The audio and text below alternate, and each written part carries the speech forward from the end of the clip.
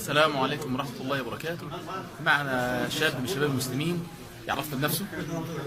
عبد الله محمد بركات. بارك الله فيك. الأخ عبد الله من أي بلاد؟ من الأردن. يحفظ من السنة، سيقص علينا. ماذا تحفظ من سنة النبي صلى الله عليه وسلم؟ معك الشيخ محمد الحديدي.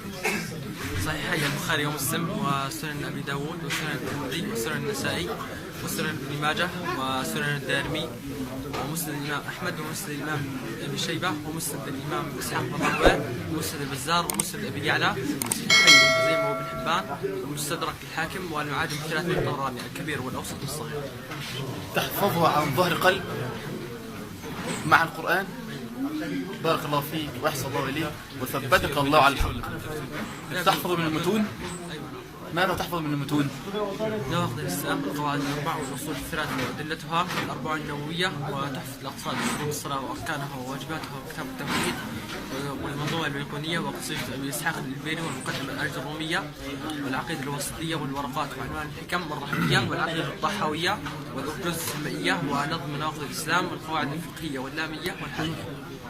تحفظ شيئا آخر من المتون؟ تفسير. يا شباب، هذا نموذج من شباب المسلمين. قولوا اللهم بارك، اللهم بارك، اللهم بارك، واجعل أبناءنا وأطفال المسلمين مثل الأخ عبد الله. بارك الله فيك وأعانك الله ووفقك الله، سدد الله خطاك، جزاك الله خيرا.